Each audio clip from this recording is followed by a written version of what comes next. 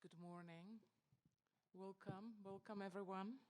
Welcome to BAC, both to our friends and colleagues who made it this early Saturday to our auditorium here in Utrecht, as well as to all of you joining us online. My name is Maria Hlavajová and I'm a General and Artistic Director of BAC. BAC, a base for collective thinking with and through art, for imagining and doing, or if you will, enacting the imagined, or in the other words, a theoretically and politically informed base for art, science and social action, driven by contemporary urgencies that ask of us to envision the pasts, presents and the futures otherwise, and then learning collectively how to live these imaginaries as if that were possible. I think these ideas about thinking about how things are, imagining the things otherwise, if you will, and then enacting, living that imaginary will be recurring themes throughout today as much as they were yesterday. And indeed, this is the second day of the Symposium, Non-Linear Fucking Time, and I'm really truly beyond excited and filled with anticipation and expectation of an extraordinary set of propositions ahead of us, especially when it comes to the task of this project, if I can call it a task, namely the undoing the hegemony of the Western modern, abstract, progressive, extractive linear time, and with it the infrastructure of the world that it helps to maintain, so that we not only understand the kinds of power it upholds and facilitates, but also importantly envision and practice the world and time otherwise. Now, I'm building on the in-depth introduction to the project No Linear Fucking Time and the Symposium of yesterday, and on the extraordinary sessions yesterday, which, by the way, for those of you who didn't manage to follow in real time or who would want to rewatch it, there will be an opportunity soon to watch this online on the BAC website. And before offering the floor to Rachel Rakes, my colleague at the BAC and curator of this project, who will both look back at yesterday and forward to today's program of panels, lectures and presentation, I would really just like to say a couple of words of acknowledgements and thank yous. Most of all, I'd like to thank Rachel for curating this project and engaging in all its multiple facets, namely the exhibition gatherings throughout the duration of the exhibition and the symposium, which she co-convened together with artist interlocutors Femke Hergrave, Jumana Mana and Claudia Martinez-Garay, as well as, of course, the No Linear Fucking Time Digital Forum Prospections, which Rachel co-edited with Amelia Groom and Witzke Maas, with support of Lou Rosenkrantz and Natasha Maidson. As for today, and actually overall project, my heartfelt thanks go to the entire BAC team, but in particular to Thomas Orbon, who was in charge of the production of the entire project, and thus also the symposium yesterday and today, and to Sarah Munix in the production team. The production team will be supported throughout the day by Carla Arcos, Clara Balaguer, Costa Bessermeni, Lindy van den Momen, Irene Kalabuch-Miron, Zoe Livendeng, Hide van Groningen, Natalia Gucheva, Ekaterini Kalivrosi, Alejandro Navarrete, Jun Saturai, and Nina Spa. Thank you for all of this. Technicians joining us today are Arnold Liene and Jasper Verburg. Live editing and stream is taken care of by Tim van den Hof, photography by Tom Jansen, and food by La Cucina Nomade. No Linear Fucking Time is part of the long-term BAC research itinerary propositions for non-fascist living, which we began with in 2017 and is ongoing. And it has been made possible with the support of Dutch Ministry of Education, Culture and Science, City Council of Utrecht, and Stichting Zabauers in The Hague. BAC's main partner in the field of education and research is HKU, University of the Arts in Utrecht. And at last, a few housekeeping notes, if I may. Please note that the program today is being photographed and recorded and made available on a live stream. The bar is open regularly in the breaks, and coffee, tea, water is available in the exhibition space throughout the day. I want to thank you for not smoking in front of the building. There are specifically designated areas in the back of the building. Please do help us to make our neighbors happier. Importantly, BAC aims to enable a space that excludes any form of structural oppression, such as racism, sexism, ableism, homophobia, transphobia, xenophobia, ageism, and others. We at BAC recognize this as an ongoing changing effort on our behalf, and we need your help. By joining us here today, we trust you agree to act in a way that supports this goal. Now, this symposium concludes the project, No Linear Fucking Time. However, given the urgency it addresses, I want to think beyond the project time and reframe it into a time of a commitment. And thus say that our commitment at BAC to the critical propositions articulated in and by No Linear Fucking Time remains beyond the project's endpoint and can only grow stronger. Of course, today and then in and with time. Thank you. Rachel, the floor is yours.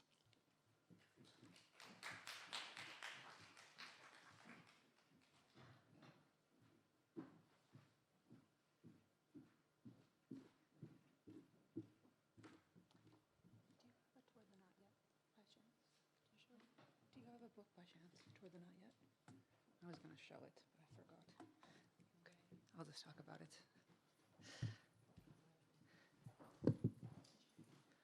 Yes. Got one. Thank you, June.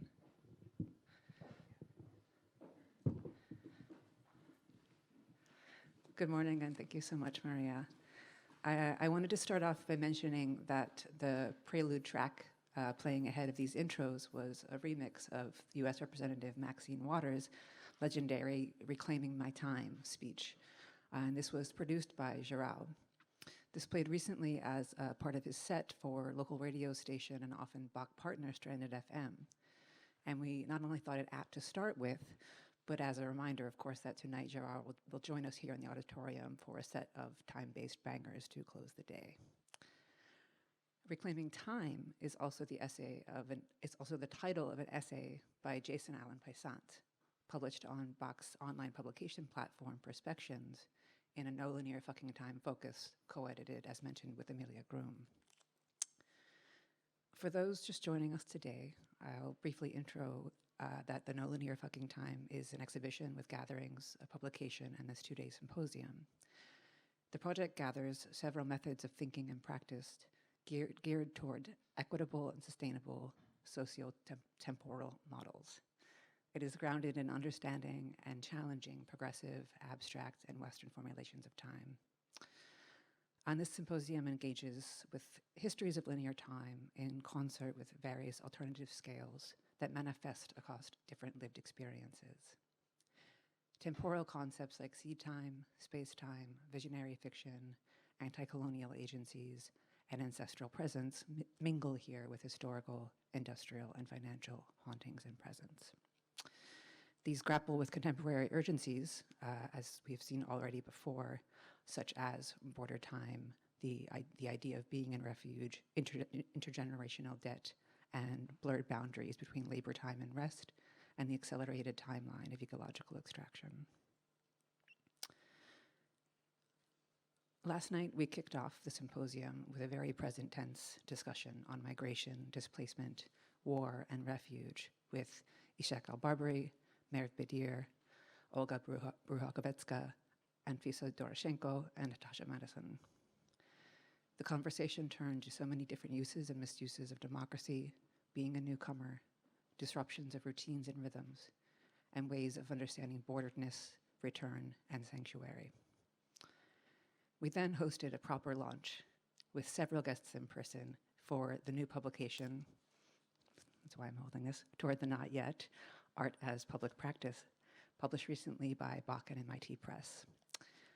The launch was preceded by a talk from Walida Amarisha, who outlined the real-life potentials of visionary fiction, or to say it very briefly and broadly, understanding how to fix the world by seeing it already fixed and looking backwards. And Marisha also proposed forms of Black subversive time travel as already existing for centuries. And now we begin, marathon-like, but hopefully with some time for repose, day of panels, roundtables, an illustrated lecture, a choral ending production, and at last capping off with some drinks and vibes.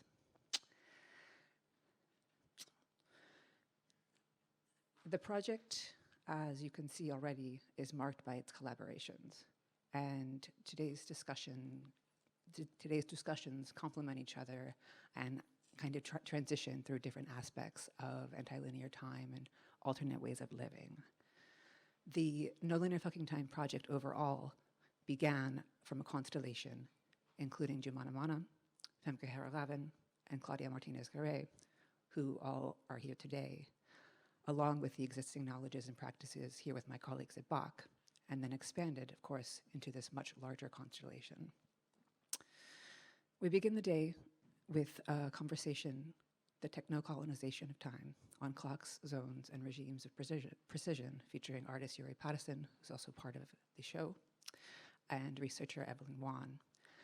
This will be moderated by artist and co-convener Femke Herraven, along with Bach's civic praxis and community portal coordinator, Zoeni Liwendeng. From here, we move on to a discussion on how those technologies run alongside capitalist and white supremacist ideologies in a discussion with Herraven and educator Max Haven called On Debt as Future Haunting, Banks, Insurance, and the Unpayable. We transition then from these human life extractions to add in, very importantly, the soil, land, and eco-extractions that are all part of human extractions on a panel called Soil Time, Anti-Extractive Life with Lands, featuring writer and poet Jason Allen Paisant, who I just mentioned, as well as artist Timur Sakin, and Non-Linear Fucking Time co-convener Jumana Mana, along with Bach Research and Publications curator Vizge Mas. The extraction of land, the erasure of histories, and the wills of communities and ecologies to live despite them is examined further in the following roundtable, Echoes and Presages. This will be a roundtable joined by Elvira Espejo Aica, Amanda Pina, and theorist Rolando Vasquez, and moderated by co-convener Claudia Martinez-Garay, as well as curator Andrea Alera. Our final lecture will be a deep dive into the time of land. Artist Susan Shipley's Exposure Time examines climate change, deep time, and extraction through ice cores and their stratigraphies. Her videos and research are made at the poles of the world. Then going back in time again, Bach's community portal and civic praxis curator Clara Balaguer, alongside artist and frequent collaborator Jana van Heeswick, and performance artist Serafina Paulina Bonita present Echophonic Endnotes, a brief choral remix of the ideas, tensions, gaps, and tones of these days. And at last, as mentioned, we plan to party with a set by Giral, and we're really looking forward to hanging out with you and them after. And with that, I want to say thanks for coming, especially with all of the really intense local traffic situations. And I want to pass the mic to Zoeni Liwendeng, who will introduce the first panel.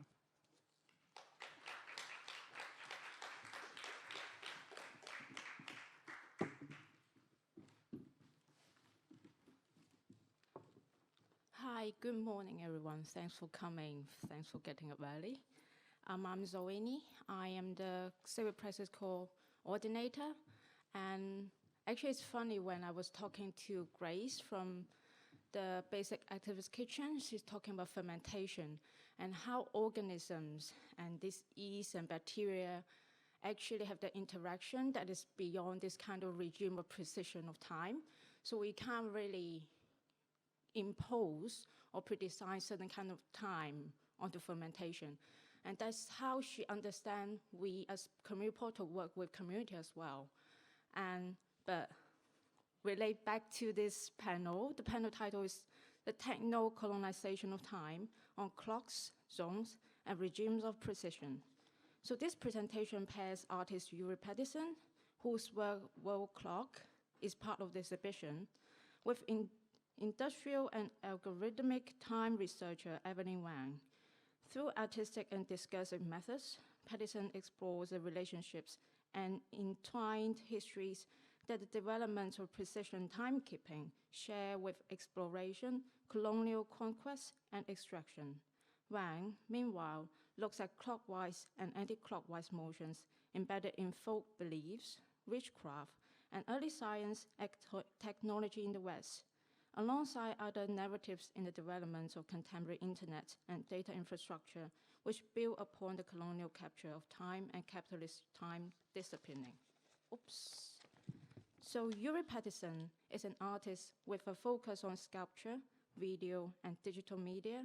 His practice explores how new technologies such as a digital economy and online communication have shifted and implicated the systematic frameworks of the built environments, daily life, and our perception of time, space, and nature. Oops. Yes. Evelyn Wan is assistant professor in media arts and society at the Department of Media and Culture Studies at Utrecht University.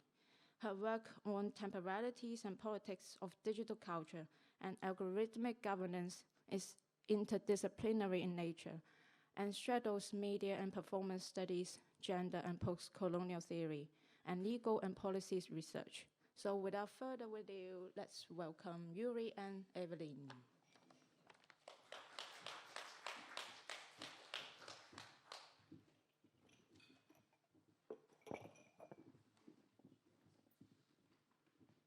Is Famke here? Okay, so Famke might jump in to co-moderate the discussion as well. So yeah.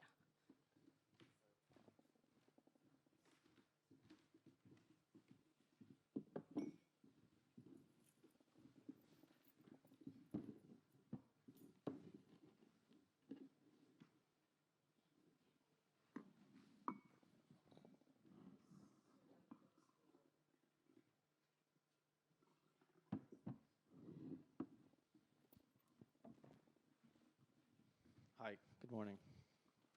Thanks for making time. So I was going to sort of loosely talk about, well, I was going to introduce the work that is in the exhibition,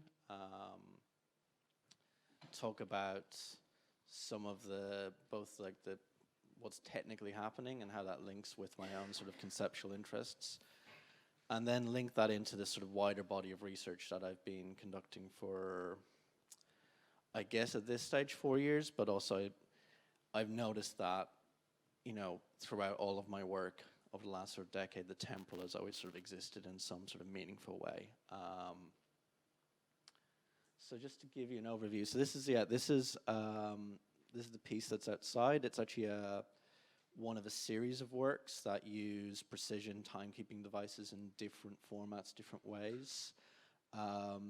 This was born out of, I think, research 3-4 years ago, where I had began to get really interested in like what is sort of the backbone of the internet. So before that, I was looking at the entry and exit points of the internet. I was looking at sort of the communities and ecologies on the internet. I was looking at labor practices, shifting labor practices within online communities. So like I was looking at, you know, delving into groups like Amazon Mechanical Turk workers, looking at how they're working cross-border and the labor implications of these new networked forms of like labor extraction. And through that, I began sort of like realizing that the internet is ultimately, the internet and its networks, I should say, are ultimately you know, connected and driven and maintained by precision timekeeping. And I wanted to really like look into the history of precision timekeeping as a technology that is rooted in extraction.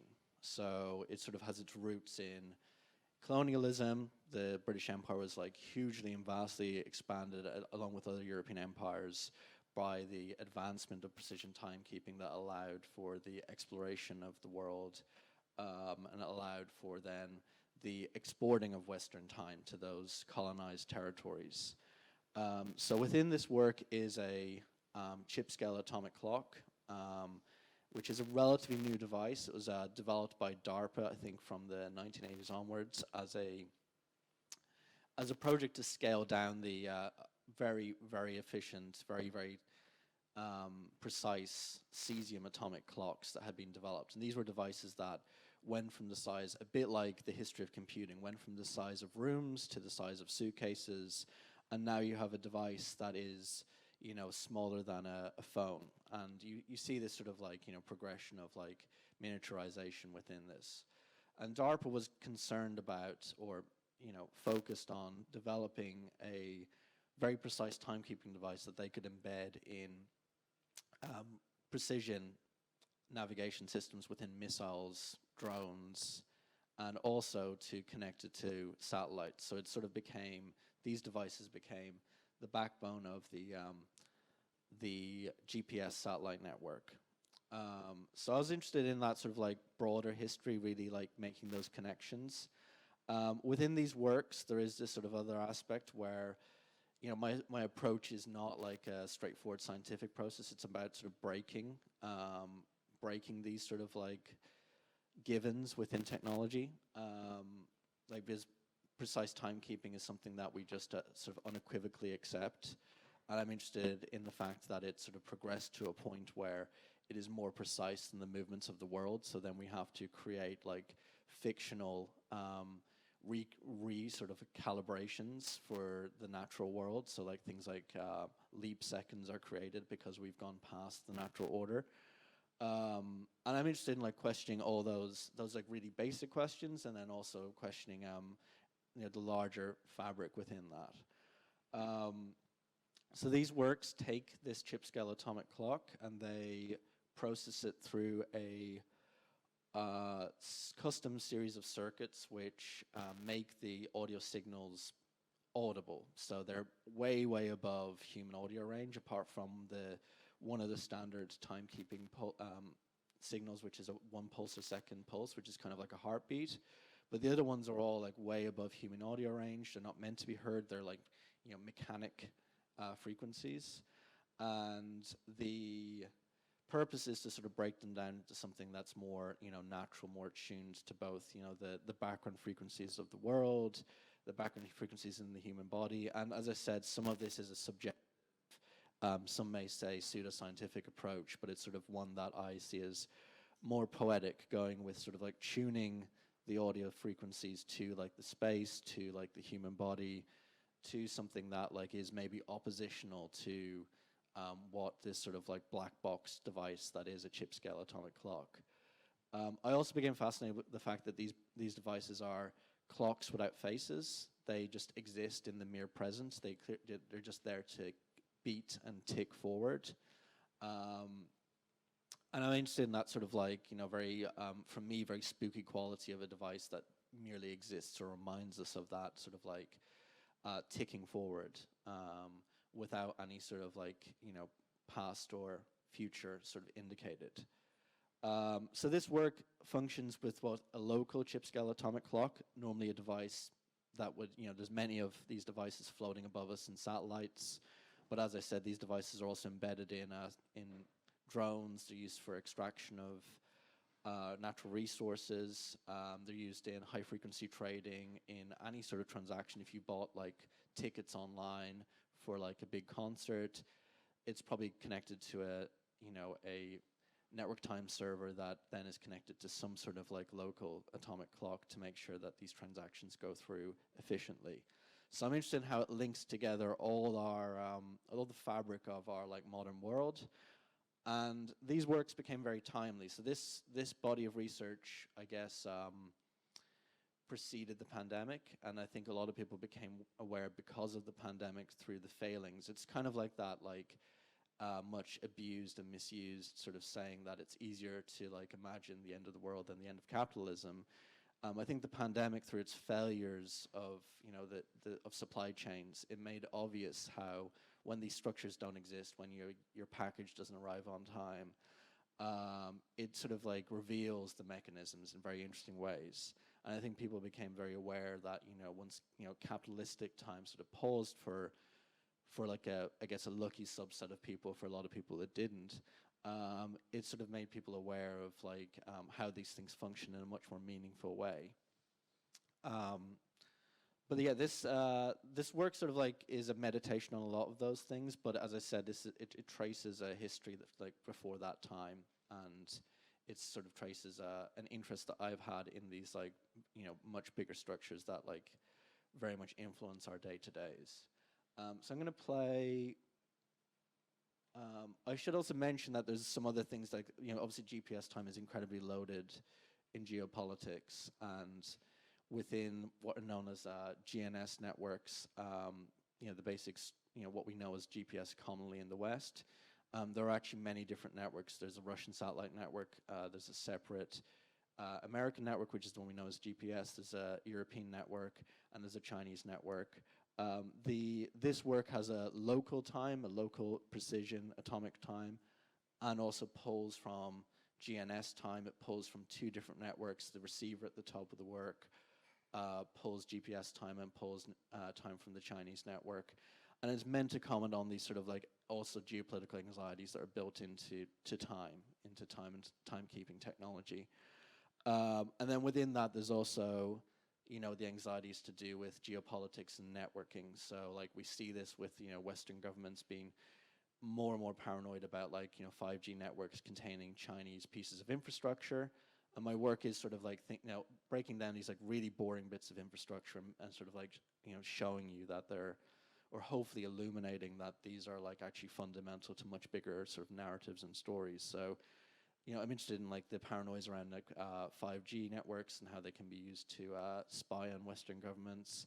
So within this, there's some like allusions to that. Like within that, there's a replica or a counterfeit of a American Macintosh amplifier, which it's a Chinese copy, but it's also sort of riffing on some of the language and language around power dynamics that are used within contemporary art. So there's a little kind of like reflection on how Nam June Paik had used Macintosh amplifiers within his work to talk about American geopolitical power. And this is thinking about the fading sort of like nature of the American empire and thinking about what happens next in this moment. But I'm going to play something that is very loaded with American imperial power. This is the advertisement for the chip-scale atomic clock. Atomic clocks have long been accepted as the most accurate source of time and frequency standards in use today. But due to large size, weight, and power consumption, the technology was not available to portable applications. The quantum chip-scale atomic clock, known as CSAC from Microsemi, leverages our heritage in atomic instruments, time algorithm development, and volume manufacturing of rubidium clocks. The result is a product that offers atomic clock performance with small size, extremely low power consumption, and low weight. Many applications can now benefit from CSAC, such as undersea seismic surveys that are used to explore the ocean bed for oil and gas deposits, military applications, such as IED jammers, UAVs, and dismounted radios that need a highly accurate clock but cannot afford the usual size and power requirements of an atomic clock. Performance such as excellent short-term stability that results in increased accuracy. Frequency holdover that is important for GPS-denied or harsh environments. Exceptional temperature coefficient. Low aging that is critical for applications that use CSAC over extended periods of time. CSAC has been adopted for use in a wide range of applications, including test and measurement systems, such as signal generators, spectrum analyzers, and phase noise test sets. CSAC continues to be adopted worldwide, with several thousand units already shipped. Microsemi offers the industry's broadest range of timing products that include time and frequency solutions, for the communications, enterprise, government, and power utility markets. Micro Semi, leading the world in precise time solutions. To learn more about the CSAC, visit www.microsemi.com/CSAC.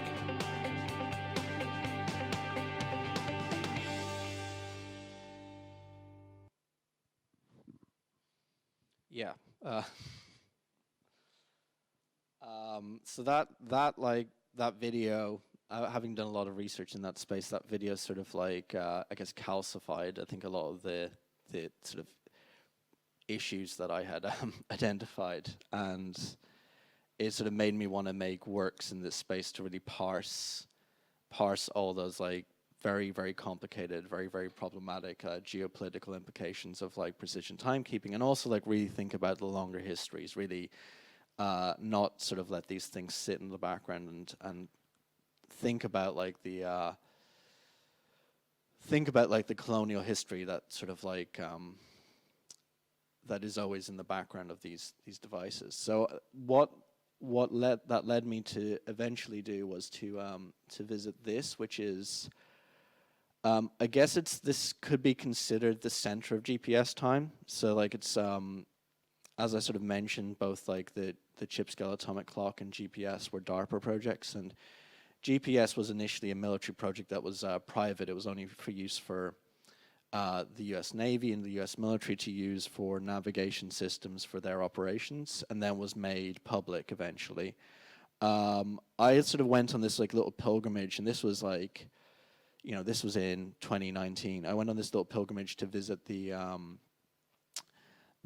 US Naval Observatory Master Clock display, which is this sort of very cheesy display of like an LED matrix that gives you the very exact time. It's connected to their what is known as a master clock, a very, very precise atomic clock.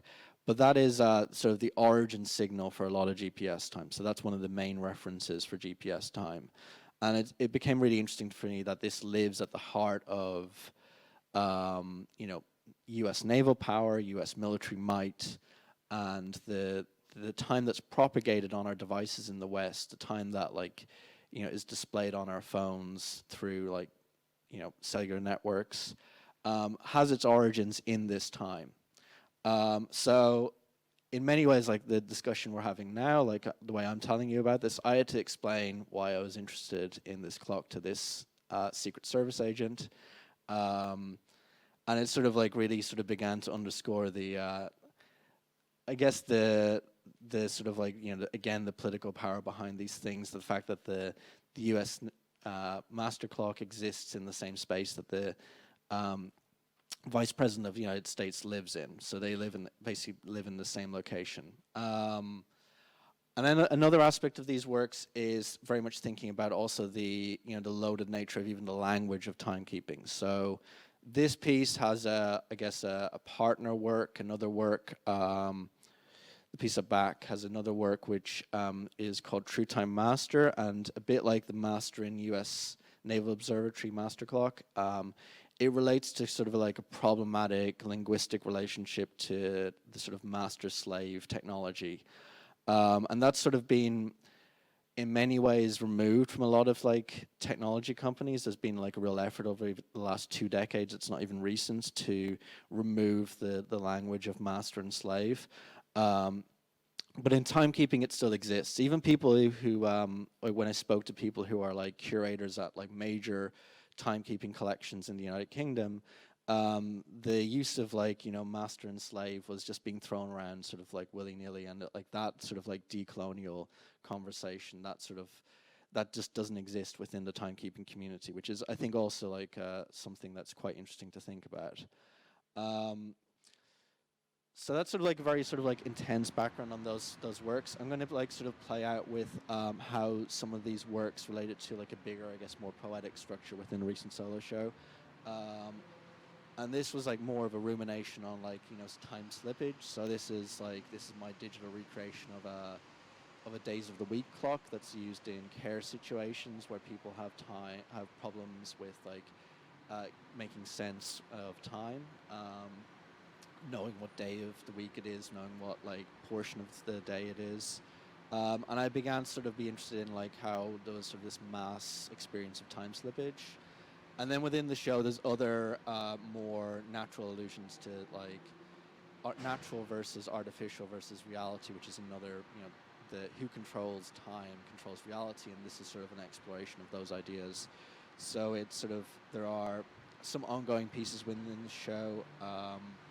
One is a simulation of sunset, and it uses light as sort of like uses like these like standard office LED panels to sort of like simulate sunset. But I was also interested in, again, the relationship between light and time and labor, and that's again another ongoing preoccupation within my work. And then mirroring that work, there are these video works that present a accelerated sunset sequence that again it begins to think about like our present moment in relationship to like sort of a very fundamental trope within art, but also very sort of like important aspect of like existence on this planet, which is the sun. And it presents this accelerated sunset sequence in a game engine environment that is linked to data within the space, and the data within the space is atmospheric data. So it begins to think about like time and place in relationship to the present moment, and these like feedback loops between the artificial, the simulated, the real. As I said, this is sort of like a bigger progression of some of these more poetic ideas around time and timekeeping. But I think I'll let this play out for a bit. I probably have spoken for maybe too long. But I think it'll be good to like let this sort of like play for a bit longer, and then like I can pass it over and we can then have a nice discussion. So.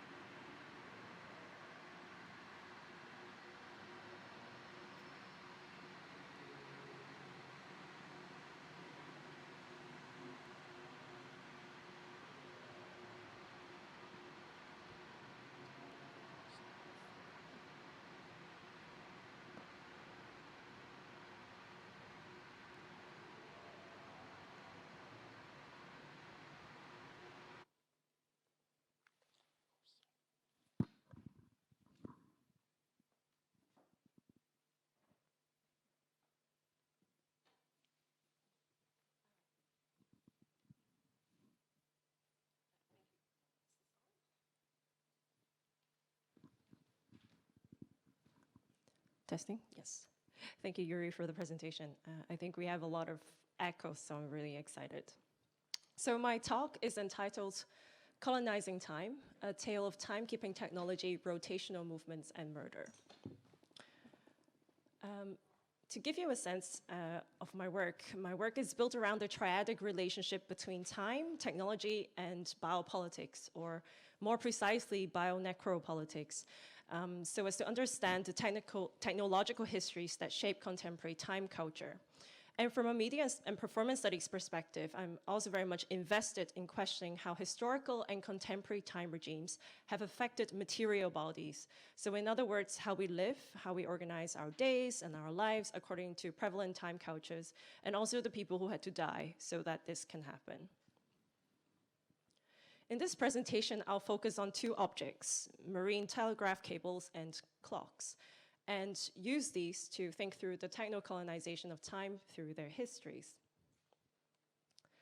Time is obviously all around us. It moves between devices through acts of synchronization, for instance, between computers and servers to make sure that your smartphone or your computer has the right time. So this is exactly what Yuri was talking about as kind of the background frequency of the world. This is a graphic representation of the network time protocol, one aspect of it anyway, that shows you how your computer or your device talks to a server in order to get a sense of, to synchronize and to get a sense of whether this is the right time or not. Network time protocol adheres to a universal time standard in the whole world, Universal Coordinated Time, also known as UTC, which in essence is based upon the time system of the Greenwich Mean Time. In UTC and GMT, London is the referential point. London time is GMT time. Our time right now is GMT +2, and I was born in GMT +8. In 1844, the International Meridian Conference voted upon setting GMT as the prime meridian of the world, the 0 point in longitude. And most delegates at the time regarded the Greenwich median as the obvious choice. After all, it was the domain of navigation that the need for a common prime meridian was most strongly felt. This was during all the colonial trades and maritime power. So Britain at the time was clearly the world's principal maritime power, and since it provided most of the world's admiralty charts and nautical almanacs anyway, no less than 72% of all the world's floating commerce was carried out with navigators determining longitude as well as time in accordance with Greenwich. And moreover, the British Empire also had over 70% of telegraph lines, undersea cables around the globe, which meant that it had control over electric telegraphy. The empire continued from that point onwards, or this entire time. It's what it calls the All Red Line project, which was to create a worldwide system of cable landing stations and coal bunkers as a logistical network for the British fleet. Time zones are, of course, not all neutral, and they perform much symbolic and political meaning. So just as a quick example, China currently refuses to split its country across several time zones and follows Beijing Standard Time, GMT +8. But this was not historically the case. In 1912, the newly formed Republic of China established 5 different time zones in the country, only to be subsequently revised by Chairman Mao in 1949 under the stronghold of the Communist Party. And for the purposes of national unity, the country is to live under Beijing time. To the detriment of those living in the western part of the country, Xinjiang Uyghur Autonomous Region, Beijing time means that the sun rises at about 10 in the morning in winter and sets at midnight in the summer. And just imagine you're living there and you're part of the Muslim population. This time zone imposed on them extra difficulty for observing the holy month of fasting during Ramadan. And the Uyghurs are known to prefer to use their own time, set 2 hours behind Beijing. But just by looking at how somebody fixes their watches and clocks and what time they keep, you can tell who is, quote unquote, a dissident towards China and the Communist Party. But let's go back to the telegraph cables that is sending time around the world and keeping our computers synchronized to the network, telegraph cables which are now undersea internet cables. Today's internet infrastructure, of course, followed the older structure of colonial telegraph lines. As such, it is really a map of lines that ran between empires and colonies, which has been dubbed as electronic colonialism. This is a map from 1912 that shows the map of telegraph cables at the time, which is also obviously a map of the triangular trade that took place. So if we look at this map, it is also a map of the shipping routes that carried countless enslaved colored bodies as cargo, which meant that it's also a record of where slaves have been thrown overboard and drowned in the oceans. Greenwich Mean Time is a consolidation of a colonial world system where the performed centrality of the world rests in London. And by designating London as the center of the world, time, you can argue, has essentially been stolen. GMT celebrates the horological and cartographical finesse of British maritime navigators and scientists, but in effect hides the imperial and commercial ambitions of the empire. This is a photo of the prime meridian in Greenwich, which you can go and take a selfie with. Plenty of tourists do that. London's success was due to the clock scientists who made incredible clocks that will allow time to be kept while the colonial ships sail at sea. So much like the history that Yuri was sketching around the need to make these clock objects smaller and smaller so that they could be, well, pocket-sized or even smaller to fit into devices. This is also the history that happened here with the colonial chronometers. So H1 was maybe a bit like kind of this size, right? You can see it at the Greenwich Observatory is huge rooms filled with these objects. But then H4 became much smaller, something that could be brought on board. And you can imagine like the clocks technology at the time, like if you were dependent on like pendulum swings, right? Old grandfather clocks, that cannot happen because you take this on a ship, the ship rocks. It will not be stable. So they needed really to kind of compress the technology so that it would be stable enough to survive the sea journey. So what they were really doing is to seek a method that does not rely on stargazing, which is dependent on weather conditions to tell exactly where they are in space. So navigators wanted to know the time at home so as to estimate where they were based on the longitude. If they could determine the time at destination via the observation of the sun and know the time at home via a stable clock technology, they could calculate where they were in physical space. In July 1714, a lucrative sum of £20,000, which is equivalent to £1 million today, was offered by the Royal Horological Society in England to the scientist who could invent the most accurate device to measure distance at sea. And this impulse to explore and conquer drove the creation and meticulous refinement of time tools. What you're seeing here is John Harrison's work, who in the end created H4 and subsequently also H5 and so on. And this was sort of seen as a kind of a landmark of success at the time. So after looking at history, I want to pivot our attention now to clocks and zoom in further into their design. I wonder if you've ever wondered why clocks move clockwise. The explanation for this preference is due to the movement of the sun's shadow across a sundial. So if you stand facing the sun's path across the sky, you'll see a clockwise arc as it travels from east and then to west, where it sets. And early clocks reflected the apparent motion of the sun, of this pointer of the sundial, which is shown in this GIF image here. So sunwise actually became clockwise. And that is, if you live in the northern hemisphere. If one studies sundials built for the southern hemisphere, and the one shown here is from New Zealand, we could see that the numbers actually go in a different direction. From the vantage point position of the south, the shadow cast by the sun moves in the opposite direction, creating a completely different sense of what is actually clockwise.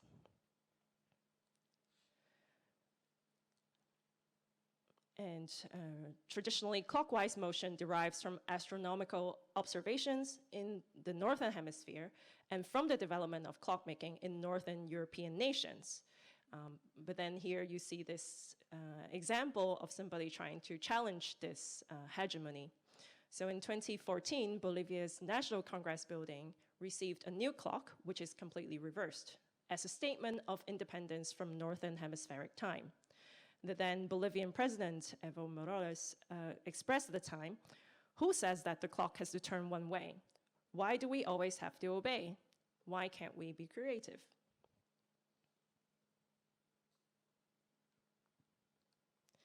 What we observe here is, in fact, the consolidation of a northern hemispheric worldview over the south, one knowledge system and vantage point in domination over the other. In addition to this, sunwise or clockwise movement is seen as a natural direction to move within Western belief systems. So this is an example that I took from an article written in 1982 by Blake Coleman, which was about directional preference in early science and technology in 16th and 17th century, where clockwise motion stood out as the preferred direction in certain designs of objects. And in this image, you see a grinding mill, and there are two gear wheels in the middle, of which one has been added so as to provide the worker the preferred clockwise motion of movement. It's not really necessary to do two wheels, but they did it that way so that the guy can turn the crank clockwise. So this kind of preference in direction in designed objects can be seen in various manually operated machines, and mills is one of the examples that was most prominent where you can observe this. So far, so good.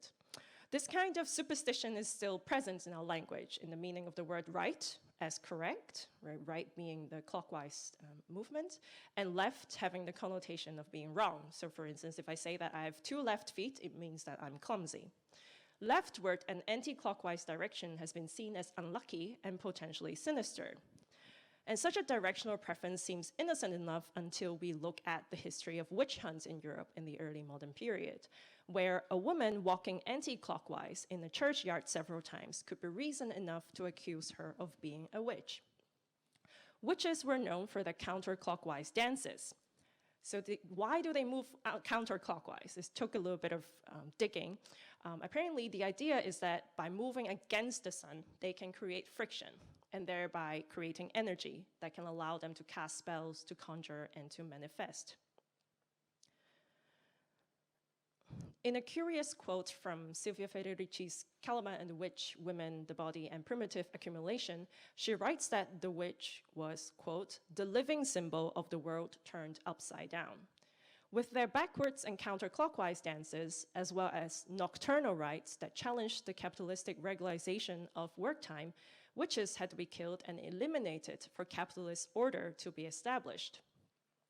In 1591, a Scottish witches' dance with explicit anti-clockwise directions came into prominence during the North Berwick witch trials. They were accused that their counterclockwise dancing raised storms, which caused a menace to King James and Queen Anne's sea journey from Denmark back to Scotland. So going against the clock really was cited as evidence and was really seen as a crime. Though this is a relatively minor point within Federici's larger historiography on witchcraft and the elimination of women on the road to patriarchy and capitalism, her observation around anti-clockwise movements provides insight into how deeply embedded these beliefs are within our cultural archive, and tells us the potentiality of anti-clockwise movements as a threat to capitalist ways of living. This story about clockwise and anti-clockwise movements returns us to the colonial telegraph cable. During the construction of the very first 1857 transatlantic telegraph cable, the Atlantic Telegraph Company contracted 2 firms in London, Newall and Glass & Elliott, each to create half of the cable. Newall's half of the cable was made with the traditional right-hand lay, which is the clockwise twist, while the section made by Glass & Elliott had a left-hand lay, the anti-clockwise twist. Glass & Elliott realized that the act of coiling the cable would be done clockwise in the storage tanks of the ship that would take the cables out to sea. So they decided to twist their wires in the opposite direction so that it would cause less strain on the core and the insulation of the cable. So you see here in this diagram the two different lays of the transatlantic cable. So of course, somebody had to figure out how to fix this, because what happens is that if you put these two together, the natural movement would be for it to rotate and unwind on its own. So a serious oversight has really happened here, and one company decided to go with the traditional clockwise movement, and the other company, recognizing the traditional clockwise movements that would take place on the ships, right, with coiling them onto the boats themselves, decided to do it the other way around. So these kind of belief systems really created this chaos. And what happened was that they decided, or the engineers had to improvise, and on the other side of the screen, you see the temporary device that they created, a weight while putting the two sides of the wires together, they want to put a weight to counteract it so that it would not unwind, to counteract the natural effects of this blunder. Well, in the end, this cable didn't really succeed anyway. It was the first try. But it's a very provocative image, I think, for us to think with.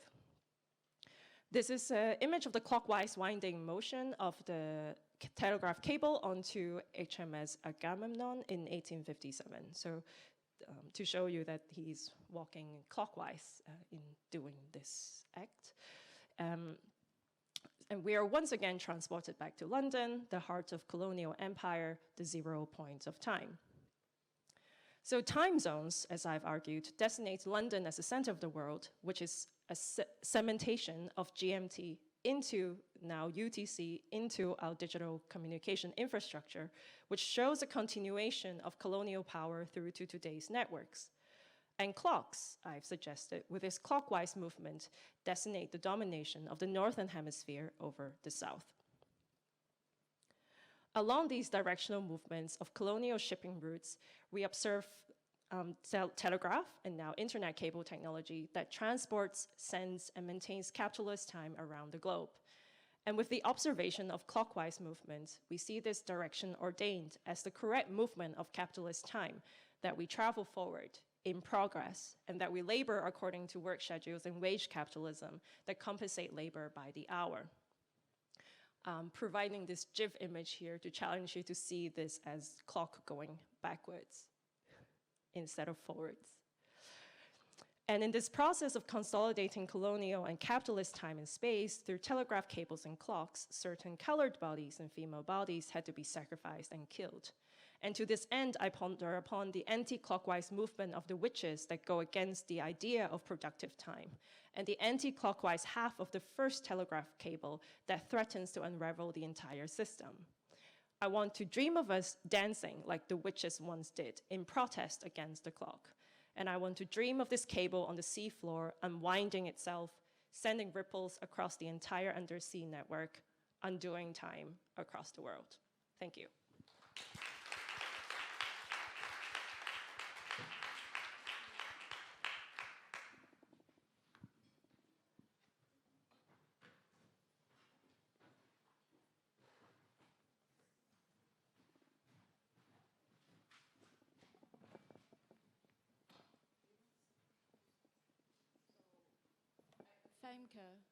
Famke just arrived, and yes, maybe you start. Yeah, maybe a kind of, I came in a bit later, but something to start with is maybe the role of precision and the role of error. The role of error in the cable, the kind of mistake of the wiring, but also the elimination of the error in Yuri's case, all the technologies where it's so much about precision. And yeah, I guess I'm interested in, do you have any examples or in your research where the error kind of messed up this progressive time, or the attempt to eliminate the Yeah, and I don't have I don't think of any specific. I mean, I don't have like examples of like what most people would quantify as such an error. But like I do sort of see the larger project as sort of being an error, because it's the example I gave earlier on where we've gone to such precision that it is now out of step with the movement of the the planet, our natural associations with that, and as a result, precise time has to like create these like recalibration units, like invent leap seconds. It inherently has these errors built into it. Like it sort of is a, to get more precision, you have to like deal with error anyway. And I've been sort of thinking about the whole project as sort of like being one filled with these errors, errors that are kind of like then imposed on everybody in some ways. So that's kind of my sort of like position on it. But I mean, I think that's also just a very personal relationship with time that I have. It often feels like an imposition. So. Yeah. I think this question on era is very productive also in the sense that like all our clocks are in a way inaccurate, because if you follow the movement of the sun, the hour is uneven. So the fact that we force it into this sort of 60-minute kind of like structure, right, is actually completely unnatural, even though it hides itself by, you know, this idea of like, let's follow the sundial, let's follow the shadow of the sun, almost as if it is actually like, you know, natural time, right? So it's really interesting how all of these have been suppressed and kind of just, yeah, wiped out of our conscious like recognition. Well, I have like another thought on that, which is one of the earlier works is called True Time, and that I came across like True Time as this sort of like footnote within Mean Time, and Mean Time I guess has this. You know, mean time is this sort of like, you know, very like regimented average time, and true time was this like system for dividing the work day by 8. So like in winter, when it's much, much harder to work outside, your like hour is shorter, but your labor is the same, and it sort of is much more connected to the natural order. While like mean time imposes this idea that like labor is like universal, you know, despite the conditions, despite like where you're working. So I'm interested in that sort of relationship between time and labor, and that I guess mirrors what you were discussing as well, that kind of idea that, you know, it's sort of like this idea of that we can like master something that is so much bigger than us in terms of like the movement of the solar system. And then impose that, like a group of people decided they mastered it and then imposed it on the human race. So it's sort of interesting to think about the whole project as being filled with that error.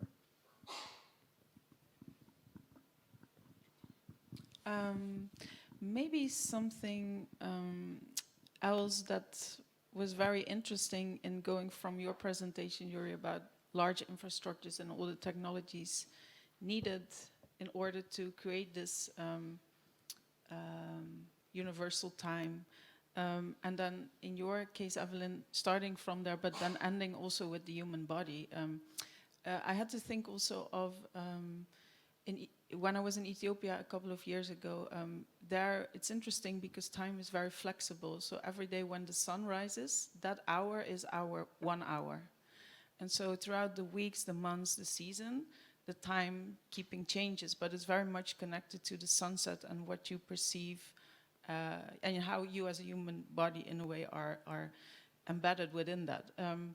So maybe it would be interesting to incorporate include in the discussion the body as a way of countering the technology and also making time subjective in that sense. I don't know if you, it's not really a question, but it's more to open up something.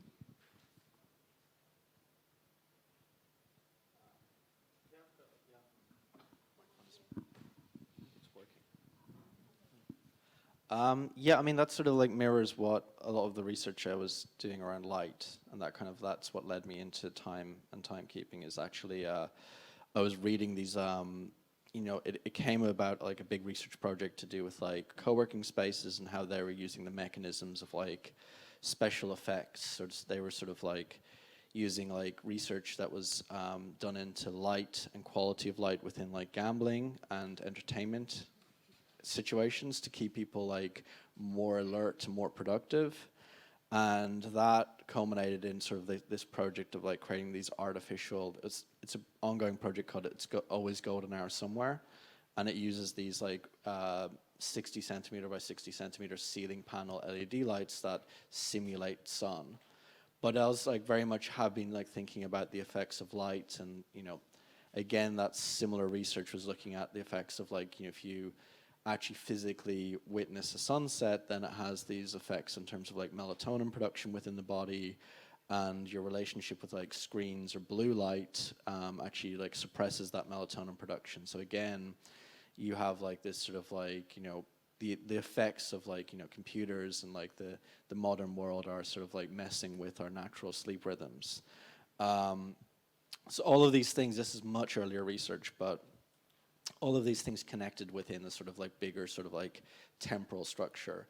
And I was looking at in sort of like opposition to those like very like scientific regimented things, like more ritualistic sort of like sun rituals that sort of like not just ancient ones. I was looking at how they sort of like sporadically appeared. So at MIT, there is, by coincidence, there's a corridor called the Infinite Corridor, and many experiments have been done on the Infinite Corridor because of its length. including ones to do with like light and relativity.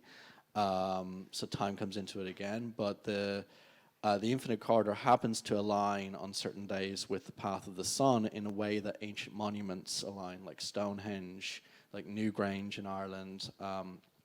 These ancient monuments that were built as ancient clocks to like keep track of certain days within the year.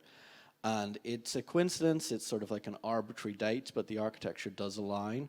And the students have, since the 1970s, where there was, I guess, a resurgence, the early 1970s resurgence of like, you know, an interest in these ritualistic things in sort of like ancient cultures. The students have gathered and witnessed the sun tracing the path of the floor at MIT. And of course, it's a very, you know, subjective, non-scientific thing, but it's just interesting that it sort of has become this ritual within the institution, an institution of like, you know, science and, you know, structured thought. Is sort of like you have this sort of like very, very sort of quasi-religious event that now happens called MIT Henge. So again, like all these things, that's a bit of a divergence, but it does have thinking about ancient timekeeping in that way, and thinking about, I guess, timekeeping in a more community-based way, like a more peer-to-peer way, I think is also an interesting way to like counteract like these bigger like, you know, government, technical, corporate structures that like dominate like everything now. So yeah, I actually have to think about like as a as a menstruating individual, like I really have to think about that connection to time telling that is like very innate within like bodily natural cycles, and how that like aligns with like moon cycles, or potentially and in certain communities there is this idea that, you know, if you can align it in a particular way, that actually says something about your own your bodily capabilities of connecting to nature and to and connecting to, you know, other people in your community, and then kind of thinking about that kind of natural intuitive cycles that are also disrupted through, you know, contraceptive devices like the pill, and how the pill tries to mimic this cycle in particular ways that actually is not really necessary for it to function the way that it has to function. It does not have to mimic the, you know, this is the time you have to have what holistic researchers would call like the pill bleed, because it's not actually a period. So what if it's the naturally kind of hormonal driven cycle, then yes, it is a period. It has all the you know, what has to happen within your body for it to occur. But when it becomes a medically induced control over the body, actually it is not necessary. It is simply there again to mimic kind of the natural thing, so that you're not suspicious of what it's doing in a certain way. And then you believe that, you know, I mean, of course the pill is really important, but at the same time, it does sever that kind of natural connection to the physical body that is innate to us. So I'm thinking about these sort of like the natural cycles and the natural connections that we all innately have to, you know, the movement of the earth and the planets, and how, for instance, historically astrology and astronomy is really one and the same, but somehow one got assigned and designated as science and the other occult beliefs, right? So those kinds of knowledge systems that get disrupted and that get sort of separated, also we can blame kind of capitalism, capitalist ways of thinking for that, right? Also, you know, Eurocentric and all of these, you know, problematic terms we can throw at it. So yeah, I have to think about those as an example. Yeah, just stick to the topic of the body. Actually, the community portal team might be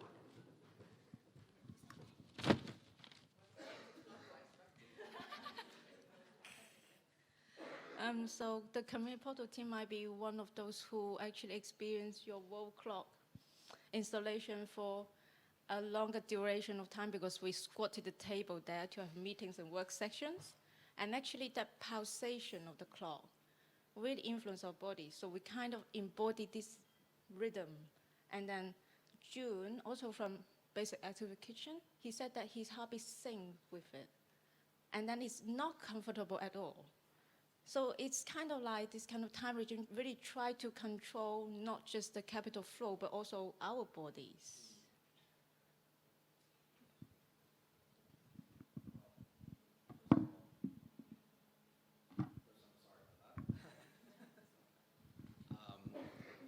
Yeah, no, first of all, I'm like, I guess slightly sorry about that.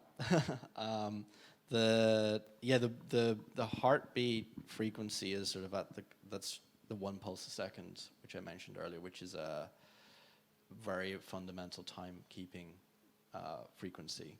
And it happens to have this almost slowed down heartbeat effect. But I'm like reminded of, I mean, I guess this is like something I had considered, but I didn't think, you know, having not visited back until today, I was not, it's something I do consider what works in terms of like sound. And this is, I guess, a bit of a, you know, an aside, but I am sort of aware that of the effects of like these kind of like frequencies, or, you know, through both research, but also through experiencing other works that like function on like a frequency audio basis. There was like a Mike Kelly work that I experienced many years ago at Tate Modern, and it is tuned into like this sort of like background hum of like radio. So it sort of has this. There are some parallels, but it's not a work about time. It's more about like audio frequencies. But I noticed that the security guard was humming to the same tune as the work. So he had sort of tuned into it and was humming. And I don't think he has sort of like realized, but they're basically in synchronization in a similar way. And that, more than the work itself, kind of the effect of the work sort of like really stuck with me. But it's sort of like, it is something that I think about, and maybe it's sort of, you know, in making work about the effects of time, it's something that there's maybe a bit more work for me to think about the effects of like, you know, replicating some of those structures, because I am trying to like question them, but at the same time, tuning these works is like a difficult thing, and that's something I think like Thomas called me when we were setting this piece up, and there were lots of questions about like there's possibilities to tune these works both into like make them comfortable to and relevant to the space, to tune it to the architecture, to like do what I want it to do in terms of like its conceptual you know, interests. But tuning these works is also impossible because those background frequencies are also very similar to the ones that are tuned out by, you know, the technology that's built into like iPhones and computers. They like look for these background frequencies that we are, I guess, aware of or not aware of, the background noise of the world. And when you make a call, it is automatically tuned out. So this series of works has been, particularly during COVID, very difficult to like implement, because normally I would come here and tune it myself. That's sort of, I guess, a very broad response, but yeah.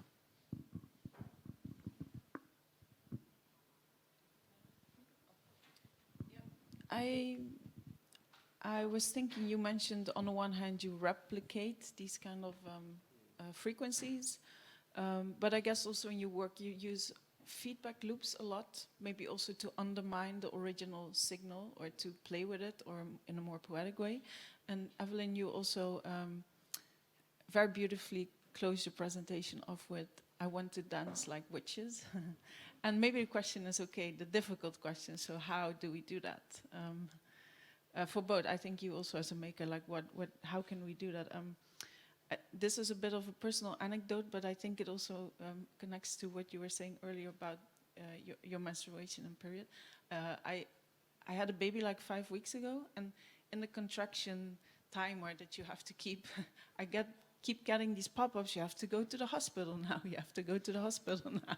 Apparently it was very serious, but my body didn't feel like that. So at that moment I had the strength to throw away the phone and to, you know, listen to your body, but that's one of the most, how do you say, strongest things you can feel in your body. So, but how do we, in all other instances, yeah, what kind of rituals or strategies, like we mentioned a few things, but yeah, I'm thinking maybe we can talk also a bit more about that in your research, things you've encountered, and also in the Southern Hemisphere that go against the clockwise, yeah. So it's a bit of a broad, but yeah.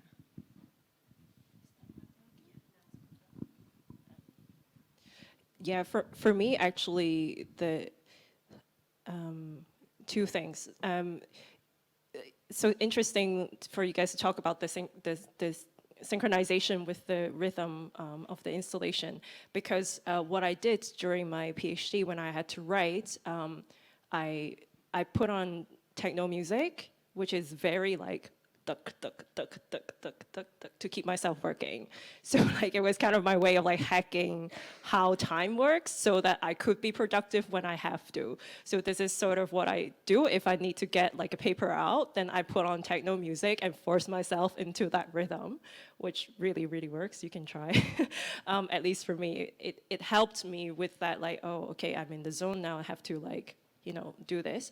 And like the Pomodoro timer, I don't know if you guys use this method, but like this, it's the idea that you pick up an actual kitchen timer and an actual kitchen timer, right? You set that 25-minute of work time, and it has to be that timer because it would click. It would have that kind of background tick, tick, tick, tick, tick that might not be so obvious, but somehow your body tunes into it in a certain way.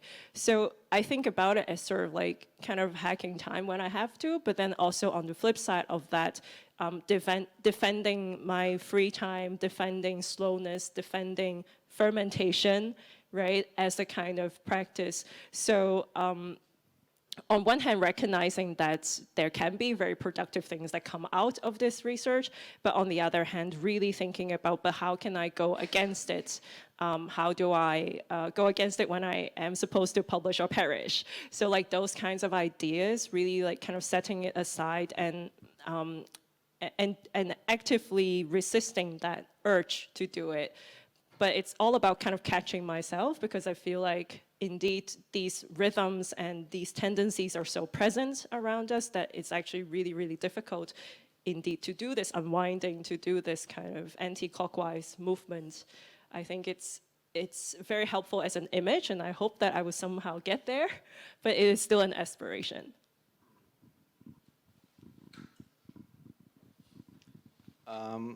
Yeah, I don't know. I personally just disconnect, but as I said, I have a problematic relationship with time. So it's sort of like you know, in some ways, I guess my default is the one, like I have to have similar, you know, similar structures for like fitting in with like doing work productively. And then, you know, I guess the default for me is one that is sort of much more disconnected and much more fluid. So I've been thinking about like, you know, water has appeared, like these sunset sequences where like something that like the seascape was so much more part of it as well in terms of like thinking about, you know, time flowing.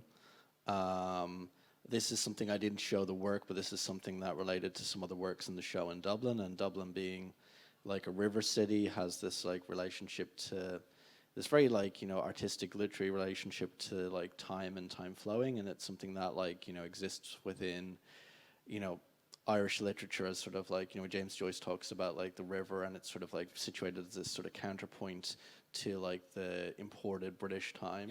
And then also in Ulysses, you know, the river is like a kind of like this other main character in Finnegan's Wake in Ulysses, but also like in Ulysses there's this like mention of a time ball, and it sort of like it really like situates the book in a, you know, a very like, you know, certain colonial British time where you have time balls, where you have, you know, time balls were ways for ships to see exactly when noon was before they departed the port. And there was one in Dublin, there was one in every major port in the British Empire. There's one in Hong Kong where I think the Hong Kong Observatory still is. So, so I mean, like I was very like, you know, that doing that show relating to my own personal history relationship with the city that I grew up in.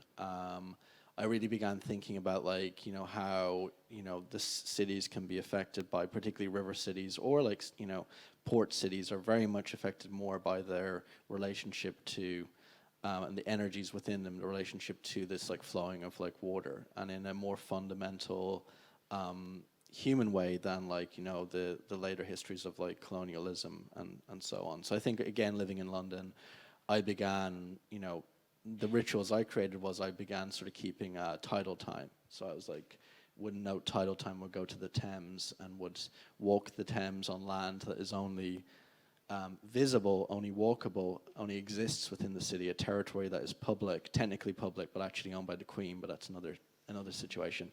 But a territory that you can walk on as a member of the public, but only for a certain amount of time. And that is like technically part of the city, but is not like, it's not an urban space or suburban space. It exists within another time and place. So I think those like reconnecting in those little ways, like with the natural structure, like really influenced a lot of like, I guess, the more poetic parts of this work, and also has been like a coping mechanism, but particularly, you know, through the, you know, my own relationship with time, but also like you know, in many ways, like time and work became so much more stressful, and all these things became so much more accelerated in terms of like the expectations to do with the pandemic. So it's sort of, I think a lot of people experience those things as well. So it's sort of trying to find those coping mechanisms for me. Yeah. I think when you were talking about tidal time, I also, like myself, the research has really taken me towards like other systems of timekeeping, thinking more along the lines of astrology, witches, like what kind of time do we keep there? It's a like kind of time that is based on moon cycles, that is not based on kind of, you know, our regular calendars. And then also recognizing that as someone, I'm from Hong Kong, so I grew up with two calendars. We've got the lunar calendar and we've got the regular calendar. And then within the lunar calendar, we have also like 24 seasons, right? So those kinds of knowledges actually have become much more present in my own daily life, so that I try to learn more about these different alternative systems, and kind of start questioning what does it do to your psyche when you actually start tuning into these systems, rather than following the, you know, regular, this is, you know, we're now in May, that kind of like structure, right? So that's really something that I've started to kind of get into, and thinking about kind of like dream time and those kind of layers of psychic time that we're not always talking about because it's not so scientific, I guess. So this research into witches, which is quite new, is also part of that direction. Yeah, maybe to say something briefly about, I mean, I think it's also interesting to, you know, we speak in this on a very personal level, like how can we find other strategies or rituals to go against this progressive time. And I'm also curious, how could we scale this personal rituals up and create a community? Like how could we do a counter-clockwise witch dance at the naval atomic clock? For, you know, or like how do we, you know, do we go protest there? Or what, you know, this is just, it's not really a question, but just a comment that is interesting also to, for the rest of the day maybe to think. Yeah, just to follow up, like how can we actually live in kind of mythological time, or kind of, we still can be enchanted time, and time that actually correspond to different bodies in the world, for example, the seasonal time, also the moon. So how can we re-embody that and live in that?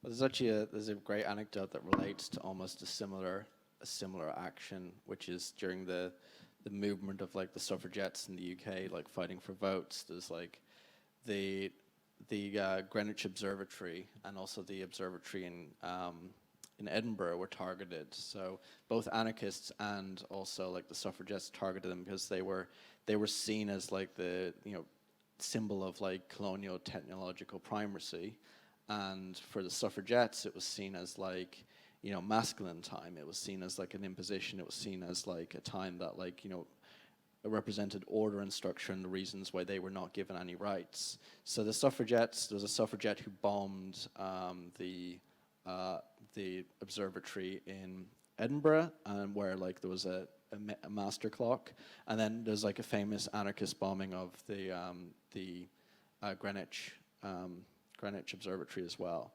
So I think sort of like thinking about like those, I mean, these are obviously, you know, Luddite adjacent sort of actions as well, but I think it's also like interesting to maybe take a little bit of that energy and, you know, run with it, perhaps.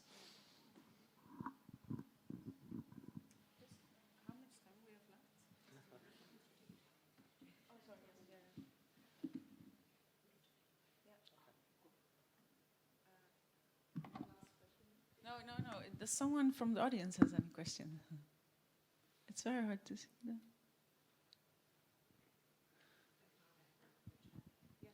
We have one from the chat. Maybe to make a comment, you talk about the timekeeping community. We need then a time liberation community. Yes, a question from the chat. Do you want to say it? Or?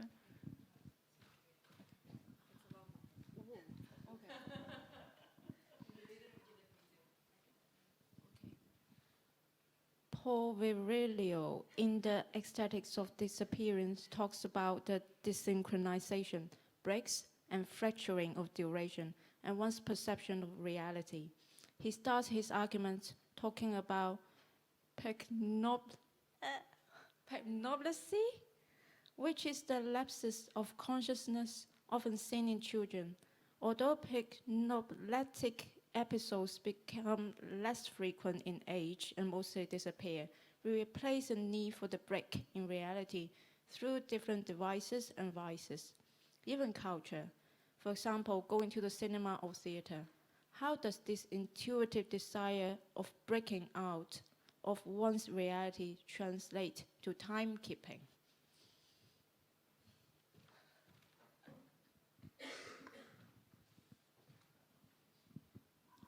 I mean, it's sort of, I guess it's a question about reality, right?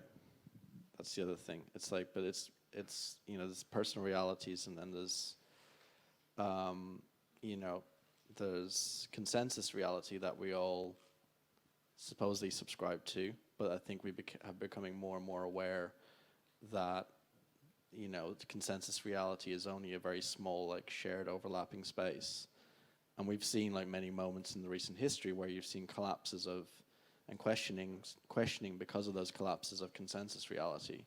So even the title of this exhibition, the title of this symposium, No Cops, No Jail, No Linear Fucking Time, thinks about those like ruptures of reality, thinks about other realities. So I don't know, I think people are playing a lot around a lot with that. I don't know if I can answer that question, but I think it's sort of like, it's more fundamental in terms of seeking other shared realities, you know.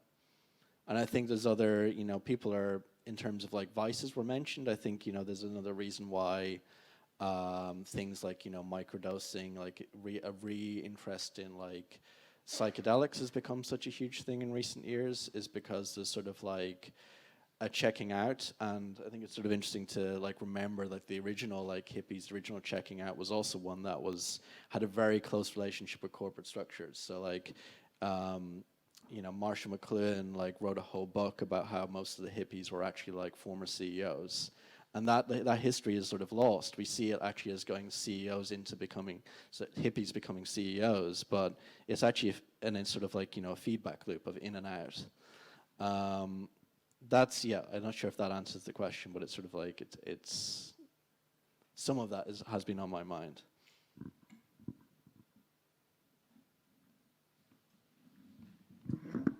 Any questions from the audience by now? All checking out or checking? Just to know how much time we have, so yeah, okay. I was interested. You mentioned something about like the necrotic. Maybe that's something that we haven't really, like necrotic. Yeah, necropolitical. Yeah, I mean maybe there's something there that like. Because I'm quite interested in, one work I didn't show is the sort of like this, I have like sort of a new seed of like research and interest, which is how like structures like artificial intelligence, like the questions around those, how those mine the past. Most of those are trained in ways that like are existing data sets, existing troves that are curated, you know, image sets, curated corpuses, which is also an interesting word to think about in this conversation. But how those are existing sets of like pieces of culture, and the image categories are often like decided or curated by people in tech companies in the West, and how those are like being used as sort of like givens that this is society and the AI is trained on this, and how the time of the content and the new material that these AIs are inventing that are supposedly going to be serve creative functions how that like affects our perceptions of like time, reality, and culture. So I've been looking at like representations of time and the effect of time within AI space. But I'm sort of like more interested in the sort of necropolitical as a more like your thoughts on that maybe. So in the sense that it's like kind of this, the dead cannot stay dead, but that they're simply around to haunt us within these data sets in that sense. Like I definitely see this kind of, like we've been living in a predictive time regime. Like also it really became prominent during the pandemic because we had to function based on all these predictions of like we need to flatten the curve because otherwise it would explode the resources. So actually this kind of prediction becoming reality before it is already reality, it's very much like part of our daily life. And also the fact that, you know, in general with like big data predictions, the fact that it's all based on history actually means that we are stuck in historical paradigms and that we cannot move forward. So I wonder about the kind of potentialities of, let's say, speculation that could help us break out of this, because there will always be missing data. There will always be data that that could never be processed by the AI, and it would never then have an effect on what is then predicted. So like I wonder about like what we could do in order to break this predictive loop that we're in, because a prediction essentially means history. I'm like super interested in like, because obviously when you start thinking about time, you start thinking about history, and who writes history, who controls time, controls reality. And I think that's sort of like the big problem, the big bias within like the AI data sets is that like we're like replicating, as you sort of like touched upon, we're replicating these problems. And then equally the things like the coping mechanisms, the other like, you know, cultural, very relevant like cultural connections, like those things are omitted. Like in terms of like thinking about time in different ways, those do not exist within this space. But yeah, I mean, I made this, maybe Thomas can pull up the file. It's sort of the last video that I had in my, I'd sort of like binned it in terms of my presentation, but I made this like, this is like a sort of like a preview render of like a work that's like not working with particularly cutting edge AI stuff, but it is a rumination on these questions around like what is representation within AI space within that time. And also like it's, you know, we've spoken a lot about clocks, but like network time is a time that sort of removes this, you know, even the interface of the clock completely, which I think is also something to think about. It sort of like even removes the agency of questioning the clock face. It's yeah, I think it has like render in the title or something. It's clock speed, I think. No, it's but if you can't find it, it's fine.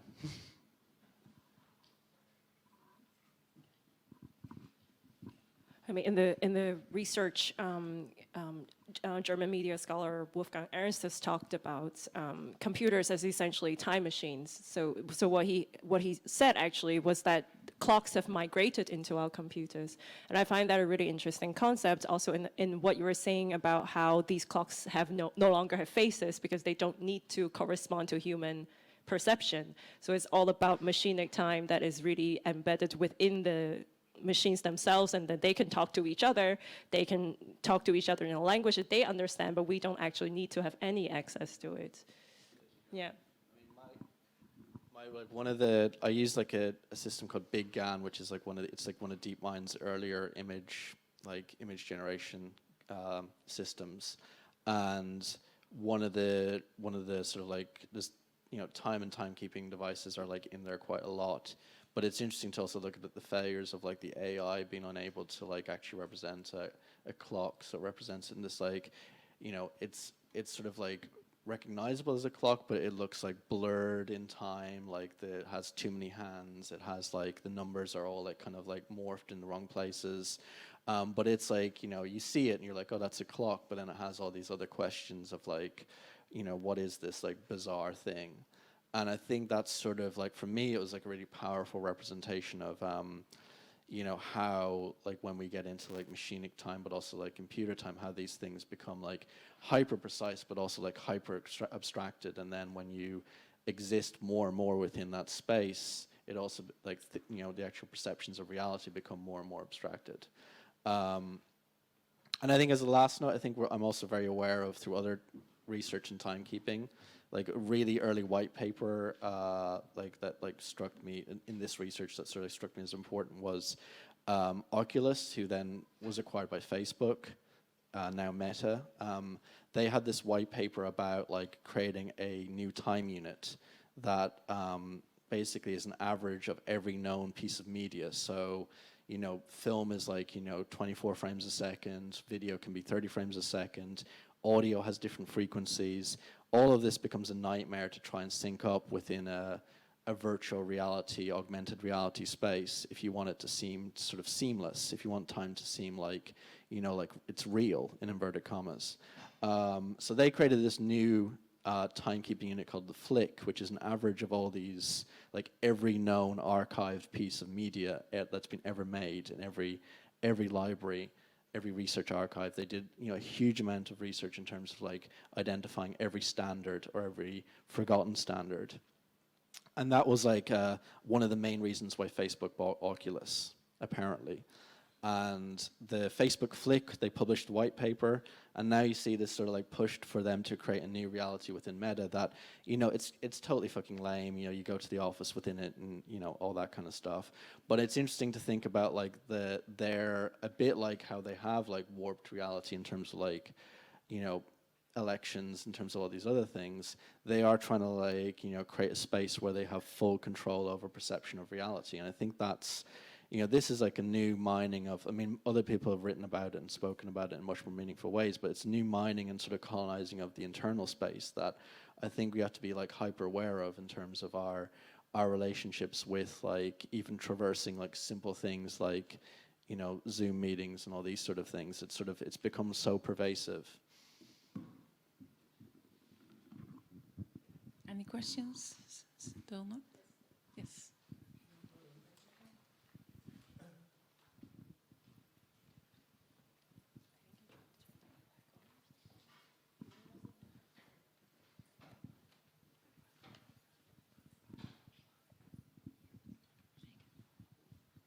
Hello, hi.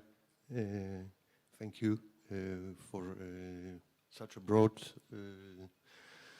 discussion. I have a question or comment on these fallacies. One example as well, where it doesn't work, is that with the apparent real time of even cutting edge technologies that are used in high frequency trading that connect New Jersey and Chicago food exchange are designed on the fastest possible communication, that is microwaves that provide the least delay, but still there is a delay in that.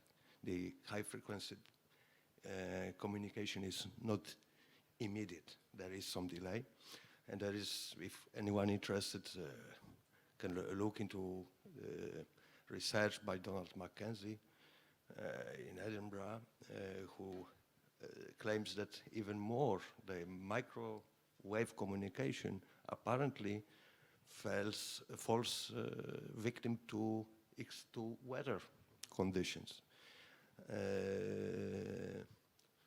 Okay, so I have a problem with whether really this time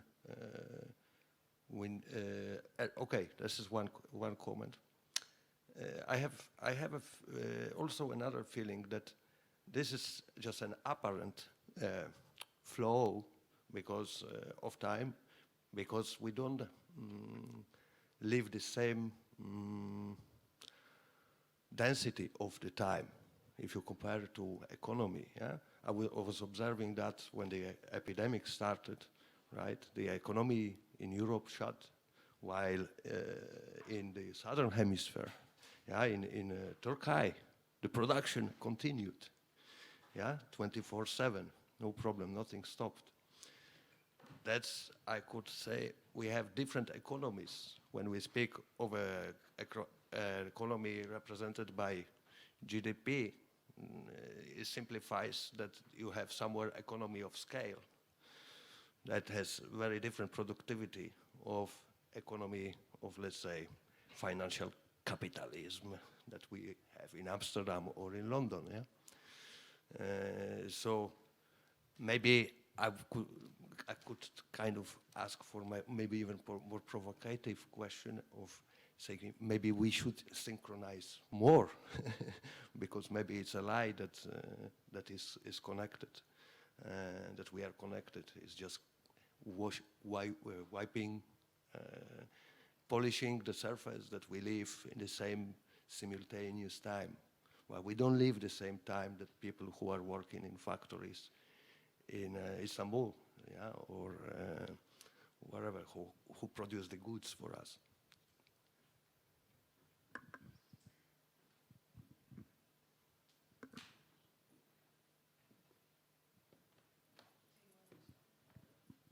I mean, yeah. Of course, there's like a fallacy in terms. I mean, I think that idea of time density is definitely relevant, and it's.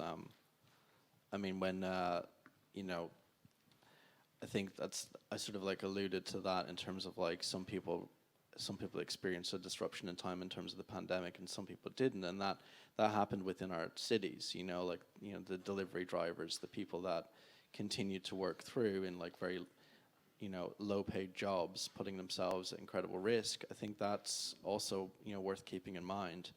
At the same time, I think it's sort of like when we think about like globalization, it's sort of, when I email somebody and, they're on, a national holiday, if I'm like working with people in China and they're on like their week off holiday, like there was one quite recently, I think it's sort of a nice reminder about the flows and the differences within culture, and I think that's something that needs to be like maintained, because like more synchronicity is like a really totalitarian idea of like capitalist structures that I just can't get on board with. I think it's sort of in many ways like having like a more awareness of our like differences and experiences in time and having more space. I think that's the one thing that hopefully the pandemic has, given, is in terms of like compassion and time.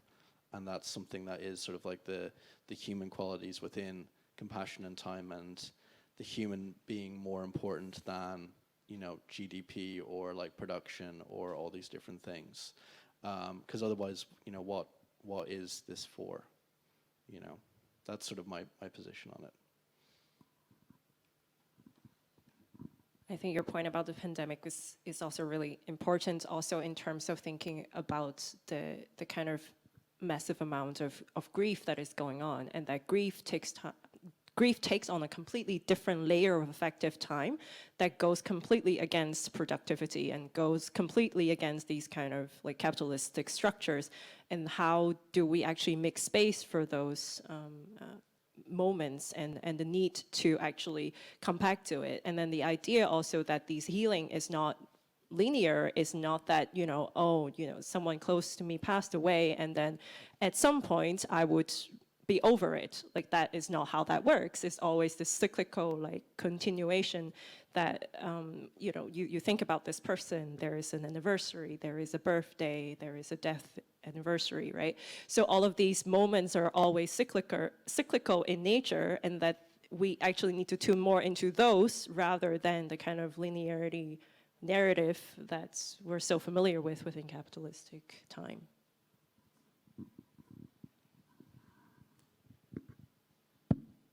Okay. Well, thank you for the conversation and the contribution, and especially the witches references. I'm not sure where my question lies, but I was thinking about what we were discussing about breaks and taking time, and how the capacity for us to losing the conception of time, which used to be something anti-capitalist, so to subtract ourselves from this highly managed time control mechanism, is now a place of extraction. Like there is, for us to lose the perception of time is something that is very important for capitalism, for extracting values, especially on digital platforms who are designed for us to completely detach from clocks and any conception of time. And then also reflecting on what you were saying about techno music and the Pomodoro system, how reclaiming time and reorganizing times then becomes a way of subtracting ourselves to capitalist extraction, but in a way still being productive. So yeah, I don't think it's really a question. It was more something I was reflecting on while listening to the conversation, and I just wanted to bring this forward, and if you had any comments on this. Yeah, I definitely think that it's a really interesting point that you're pointing out, the complex bind around capitalist time, that it is so pervasive that even in the escape, you're still kind of somehow bound to it. I mean, where does the psychedelics come from, right? Like those kinds of systems of exchange still very much persist. And I think, like for me, it's really about proliferating these narratives and these layers of time that we could get into and zoom into, and I guess like both like phenomenologically trying to fill into those different cycles or different layers of time, as I was talking about, and also like kind of cognitively recognizing when am I, doing the kind of capitalist thing, when am I not, and where do I have that space of agency to play with these structures that are so present and so dominating. Yeah. I mean, I think it's also like we're looking at a professionalization of play within these spaces. I mean, that's sort of like the leisure economy is also like now you have professional gamers, you have professional like all these different things, and how you like every like element is meant to be like a point of like self-extraction. Like you're meant to like present a certain image on social networks, and that sort of data entry was previously seen as work. Like I remember people of older generations being like, well, why would I spend all that time like entering all this information into like a profile? Like that's a very simple old reference, but equally like, these spaces are created to look like play. And I think like the further development of them, like spaces like Meta, is that it's meant to be a space for like play and work. It's like a new reality, and then it gets back to the point of who controls time controls reality. And I think a further point of that is a nice analogy to like a point in the past when the first clocks appeared in factories during the Industrial Revolution. Of course, factory owners had this brilliant idea. Well, this is my clock, and maybe when people are working, it should run a bit slower. And maybe when people are having their lunch and having a break, they ask for their breaks, but maybe that 15 minutes can run a bit faster. And there was like plenty of instances within the early industrial age where there was like riots in factories in England because they discovered that the clock was not running like effectively. It was not a true representation of a time that everyone had agreed upon.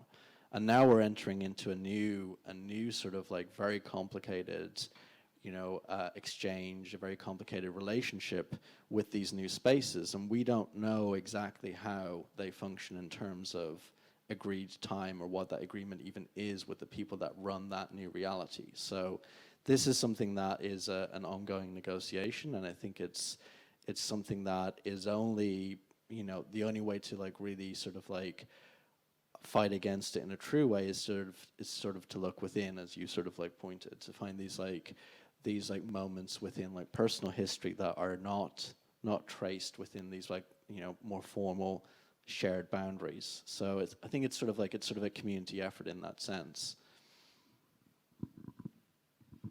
I'm afraid we are running out of time. Maybe we never own time, but time owns us. So let's give a warm applause to the speakers and Femke. So, yes.